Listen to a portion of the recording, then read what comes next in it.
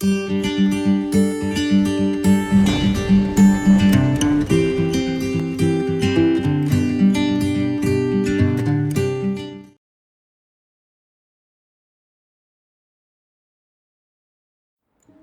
Friends, मैं doctor Kajal Mangukiya, gynaecologist, obstetrician and IVF specialist from orchid hospital and IVF centre सूरत।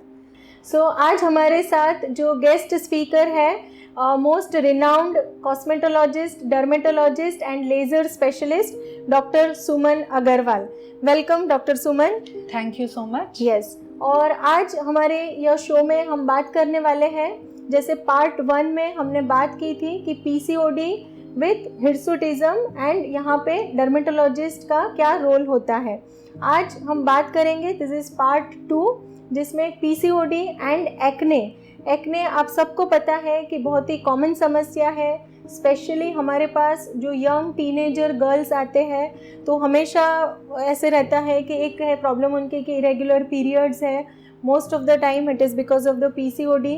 और आप सभी को भी पता है कि पीसीओडी की जो समस्या है वह आजकल बहुत ही बढ़ने लगी है, और इसकी वजह से भी एक्ने का जो प्रॉब्लम है वह हम काफ़ी सारे जो सिवियरिटी है एक्ने की वह भी काफ़ी बढ़ने लगी है। सो डॉक्टर सुमन, आज हम चर्चा करेंगे कि एक्ने जो है इसके बारे में डिटेल में आप हमें बताइए कि एग्जैक्टली एक्ने का मीनिंग क्या होता है। लोग पिंपल्स बोलते हैं, एक्ने बोलते हैं, तो क्या होता है एग्जैक्टली? तो जिसको आम भाषा में यूजुअली पिंपल्स बोलते हैं, एक्ने वल्गैरिस। एक्ने वल्गैरिस एक पाइलोसेबेशियस यूनिट का इन्फ्लेमेटरी डिसऑर्डर है। पाइलोसेबेशियस यूनिट मतलब रोम छिद्र। हमारा पूरा सिर से लेके पैर तक का जो स्किन है, पाम्स और सोल्स को छोड़ के हर जगह हमारे छोटे छोटे रोए हैं, वो रोओं की ओपनिंग में ही हमारे ऑयल के भी ओपनिंग है। तो ये जो ग्लैंड है, पूरा ये जो सिस्टम है, ये ब्लॉकेज हो जाता है और उसके वजह से हमें पिंपल डेवलप होते हैं। Depending on different stage of inflammation, मतलब उसमें कितनी सूजन है, हमें अलग अलग तरह के उसमें दाग धब्बे या लीजन्स देखने मिलते हैं। ओके, आपने जैसे अभी बताया कि एक्ने क्या होता है, तो अभी इसके जो लक्षण होते हैं कि क्या क्या सिम्टम्स होते हैं, कौन से एरिया में एक्ने हो सकते हैं, क्योंकि काफ़ी सारे लोगों का यह क्वेश्चन होता है कि मैम जस्ट फेस पे ही आते हैं उसे एक्ने कहा जाता है, या बॉडी के दूसरे पार्ट में भी एक्ने हो सकते हैं? राइट, ये नॉर्मली ज़्यादातर लोग ऐसे बिलीव करते हैं कि पिंपल फेस पे ही होते हैं, लेकिन पिंपल सिर्फ फेस पे, एक्ने सिर्फ फेस पे नहीं होते हैं। मोस्ट कॉमनली फेस पे होते हैं, लेकिन वो स्कैल्प में, मतलब कि आपके सिर की स्किन में हो सकते हैं, बैक पे हो सकते हैं, शोल्डर पे हो सकते हैं, चेस्ट पे फ्रंट जो वी पोर्शन है उसमें हो सकते हैं, अपर आर्म्स में हो सकते हैं।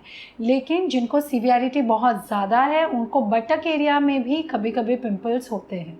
ओके, अभी यह जो पिंपल्स है या तो जो एक्ने है, यह जैसे रेगुलर पिंपल्स, जैसे अभी हम देखते हैं कि काफ़ी सारे पेशेंट्स आते हैं कि जस्ट पीरियड्स शुरू होने के पहले जो 7 to 10 डेज़ का जो पीरियड है, या तो उनके अगर पीरियड्स डिले हो जाते हैं या तो कभी कभी वो पीरियड पोस्टपोन करने के लिए जो मेडिसिन लेते हैं वह समय पे उनको एक्ने वगैरह ज़्यादा दिखता है। तो हमें कैसे पता चलेगा कि ये नॉर्मल या तो रेगुलर एक्ने है या तो कोई स्पेसिफिक कोई इन्फेक्शन या तो कोई मेडिकल कंडीशन की वजह से हो रहे हैं? तो यूजुअली पिंपल्स बहुत ही कॉमन है। हम ऐसा कह सकते हैं कि ऑलमोस्ट 80% लोगों को लाइफ में कभी ना कभी पिंपल हुआ है। तो वो 80% को कोई बॉडी में दूसरी अबनॉर्मलिटी या मेडिकेशन या कोई कंडीशन है, ऐसा ज़रूरी नहीं है।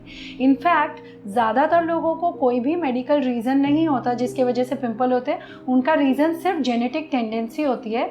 तो उनको एक इनबॉर्न जेनेटिक टेंडेंसी होती है जिसके वजह से उनको पिंपल डेवलप होते हैं, क्योंकि वो जो पोर्स होते हैं उनके वो ब्लॉक हो जाते हैं और सिक्रीशंस ज़्यादा बनती हैं अंदर ब्लॉक होने की वजह से, और उसके वजह से इन्फ्लेमेशन और प्रोपियोनिबैक्टीरियम एक्नीस जो हमारा एक बैक्टीरिया है वो उसको इन्फेक्ट कर देता है। तो नॉर्मल सिचुएशन में भी पिंपल होते हैं, पर कई लोगों को कुछ कारण हो सकते हैं और this is where you need to consult a dermatologist. तो आपको पिंपल अगर हो रहे हैं या आपके घर में किसी को हो रहे हैं तो एक बार फर्स्ट टाइम आपको डॉक्टर को कंसल्ट करना चाहिए, डर्मेटोलॉजिस्ट को कंसल्ट करना चाहिए, ताकि वो इवैल्यूएट कर सके कि आपको जो पिंपल है वो सिर्फ नॉर्मल सिचुएशनल पिंपल्स है या आपको पिंपल के कोई कारण है। कारण क्या हो सकते हैं, जैसा कि हमने देखा कि पीसीओडी में बहुत कॉमनली होता है, तो मोस्ट कॉमन रीज़न जेनेटिक के सिवा पीसीओडी ही होता है। पर और भी कुछ कंडीशन में, जैसे कि कोई स्पेसिफिक मेडिकेशंस के यूज़ से, कॉस्मेटिक प्रोडक्ट्स के यूज़ से, रॉन्ग कॉस्मेटिक प्रोडक्ट्स के यूज़ से, कुछ एप्लीकेशंस गलत करने के वजह से,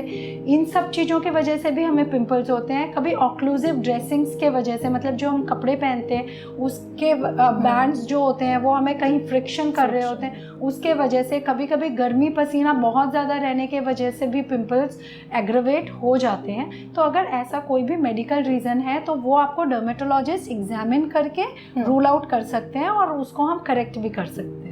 ओके, बहुत ही अच्छे से डॉक्टर सुमन जी आपने डिटेल में बताया। अभी नेक्स्ट क्वेश्चन मेरा यह है कि यह जो एक्ने है, जैसे आपने बताया कि what is the difference regular ये एक्ने एंड जो पीसीओडी की वजह से या तो मेडिकल कंडीशन से जो एक्ने होते हैं, तो कोई सीरियस ऐसा प्रॉब्लम है, लाइक हर एक्ने को ट्रीटमेंट की ज़रूरत होती है, या तो फिर काफ़ी बार हमने देखा है कि टीवी में भी एडवर्टीज़मेंट आती है लाइक ये फेस वॉश है या तो स्पेसिफिक जो भी रहता है, सो घरेलू इलाज करके भी उनका प्रॉपर ट्रीटमेंट हो सकता है, या तो क्या आप स्पेसिफिक हमारे व्यूअर्स को बताना चाहते हैं? ओके, तो जब आप एक बार कंसल्ट करते हैं, अगर आपके डर्मेटोलॉजिस्ट आपको बोल रहे हैं कि आपको रेगुलर एक्ने हैं, कोई मेडिकल कंडीशन नहीं है, और अगर आपके पिंपल बहुत लाइट होते हैं, आपको मार्क्स नहीं पड़ते, तो आपको ट्रीटमेंट लेना ज़रूरी नहीं है। आप ट्रीटमेंट नहीं ले तो चलता है।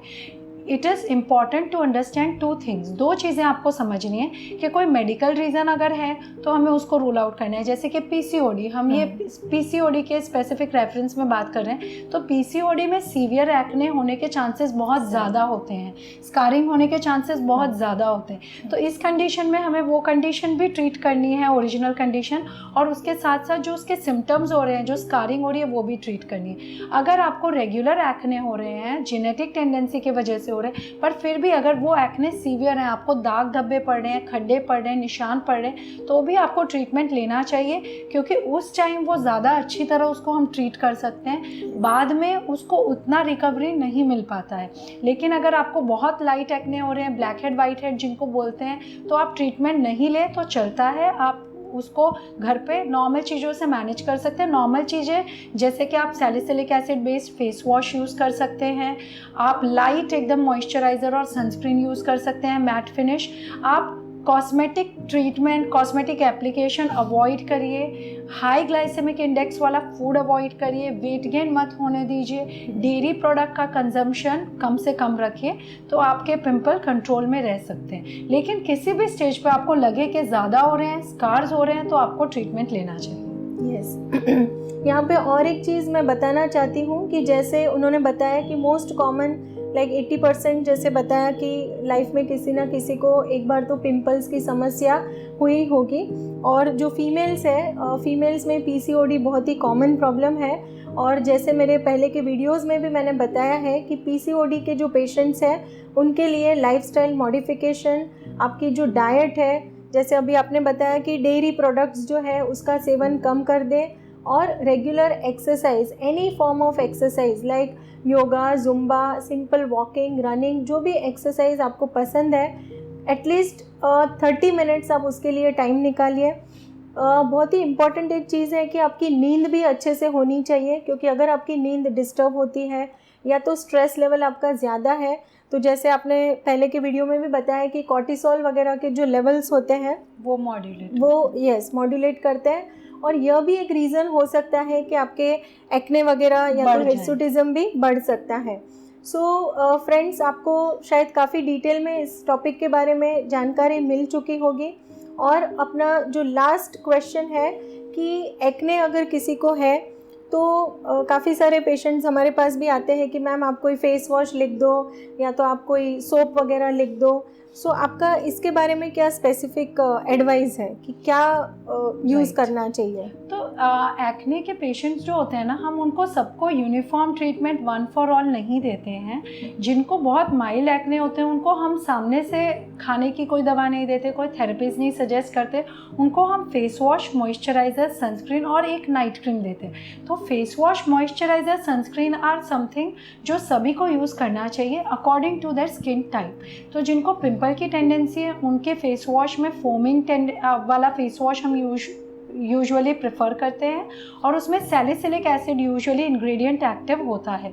मॉइस्चराइज़र हम लाइट एकदम यूज़ करते हैं जो ज़्यादा क्रीमी ना हो, एकदम वाटर बेस्ड हो, और सनस्क्रीन हम matte finish, light, gel based, non comedogenic prefer करते हैं। तो ये सब से आपका नॉर्मल स्किन केयर के साथ ही आप अपने पिंपल को कुछ हद तक कंट्रोल कर पाते हैं। इसके बाद भी हल्के फुल्के पिंपल हो रहे हो तो हम नाइट क्रीम देते हैं जो कि मेडिकेटेड होती है, उसमें ट्रेटिनोइन या फिर एडाप्लिन या फिर एजिलिक एसिड, बेंजोइल पेरोक्साइड, इस तरह के इंग्रेडिएंट हो सकते हैं डिपेंडिंग ऑन द सिवियरिटी और आपकी स्किन के अदर एस्पेक्ट, आपकी एज और ये सब बातों को ध्यान में रखते हुए।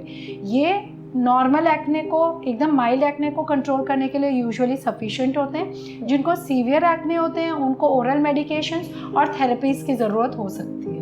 यस डॉक्टर सुमन, अभी मेरे माइंड में एक क्वेश्चन आया कि काफ़ी बार जो एक्ने जिनको रहते हैं वो लोग डरते हैं कि लाइक कौन से प्रकार का फेशियल उन्हें करवाना चाहिए, या तो पार्लर में जाकर या सैलून में जाकर फेशियल करना या नहीं करना, उनको काफ़ी डर रहता है।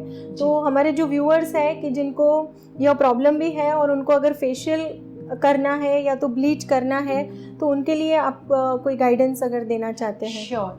तो ये जो रेगुलर सैलून फेशियल्स होते हैं, नथिंग अगेंस्ट सैलून में बहुत से ट्रीटमेंट बहुत अच्छे होते हैं, पर जिनको पिंपल हो उनको नॉर्मल सैलून ट्रीटमेंट्स अवॉइड करने चाहिए। Bleaching is bad for everybody skin, तो ब्लीच, केमिकल ब्लीच हम अवॉइड करने ही कहते हैं, चाहे आपको पिंपल हो या ना हो। और जो रेगुलर फेशियल्स होते हैं उनमें क्रीमी प्रोडक्ट्स यूज़ करके आपके स्किन पे मसाज किया जाता है, वो आपके पोर्स को और ब्लॉक करेंगे जिससे कि आपके पिंपल्स और बढ़ जाएंगे। तो हो सकता है टेम्पररी आपको ग्लो मिले लेकिन बाद में आपकी स्किन और डल हो। Now there are several treatments जो पिंपल के लिए ही यूज़ होते हैं और उनका नाम फेशियल है कॉमन लैंग्वेज में। तो they are photo facial, carbon facial, laser toning, ये सब जो ट्रीटमेंट्स है ये पिंपल के लिए काफ़ी इफ़ेक्टिव रहते हैं। तो ये पिंपल को भी कम करते हैं और पिंपल से होने वाले दाग धब्बे को भी कम करते हैं। पर ये ट्रीटमेंट्स आपको डर्मेटोलॉजिस्ट के पास लेना चाहिए। इसके 2-3 कारण हैं, क्योंकि एक तो उसके आगे और पीछे जो केयर की ज़रूरत है वो आपको सही तरह से गाइड करेंगे। जो लेज़र की क्वालिटी है वो अच्छी रहेगी और वो आपका आगे पीछे ध्यान रख पाएंगे, उसके साथ जो एडिक्वेट मेडिकेशंस है वो भी दे पाएंगे। यस, और इन केस कुछ साइड इफ़ेक्ट भी होता है तो डर्मेटोलॉजिस्ट जो है वह एक समझो कि सुपर स्पेशलिस्ट है, उनको स्किन की डिटेल में जानकारी है, तो आपके स्किन में क्या प्रॉब्लम हुआ है तो वो एग्जैक्टली उसका डायग्नोसिस करके आपको ट्रीटमेंट भी दे सकते हैं। सो फ्रेंड्स, आई थिंक आपके जो कॉमन आपको जो डिटेल चाहिए एक्ने के बारे में वह जानकारी आपको मिल चुकी होगी। यदि आपके और कोई भी क्वेश्चंस हैं तो आप कमेंट बॉक्स में ज़रूर से लिख सकते हैं। And thank you so much Suman ji for sharing your knowledge with us. Thank you so much for having me. And thank you all the viewers. So thank you friends for watching this video, जिसमें doctor Suman ji ने बहुत अच्छे से अपनी सारी knowledge share की regarding PCOD and acne vulgaris. और हमारा जो थर्ड सेशन रहेगा that will be on the topic of hair loss और what is the role of dermatologist कैसे आपको डिटेल में हेयर लॉस के बारे में जानकारी देंगे और उसके क्या क्या ट्रीटमेंट ऑप्शंस होते हैं। Thank you once again. Thank you.